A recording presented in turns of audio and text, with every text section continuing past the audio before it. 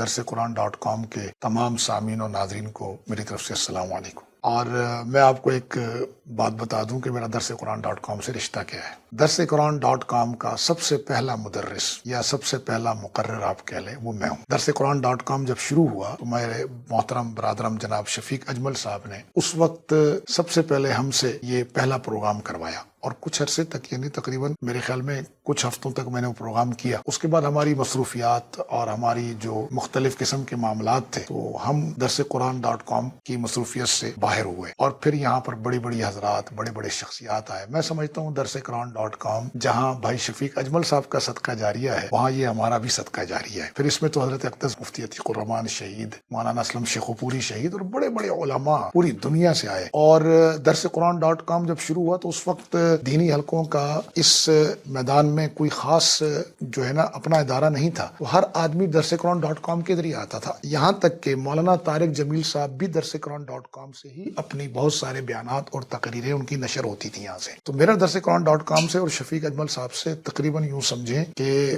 27 سالہ ایک تعلق ہے۔ 1997-98 کا ہمارا ایک تعلق ہے، اور پھر 2000 کے بعد یہ بہت مضبوط ہوتا چلا گیا، اور الحمدللہ آج تک یہ تعلق برقرار ہے۔ سوشل میڈیا پر سب سے قدیم اور سب سے ریلائبل برانڈ درسقرآن.com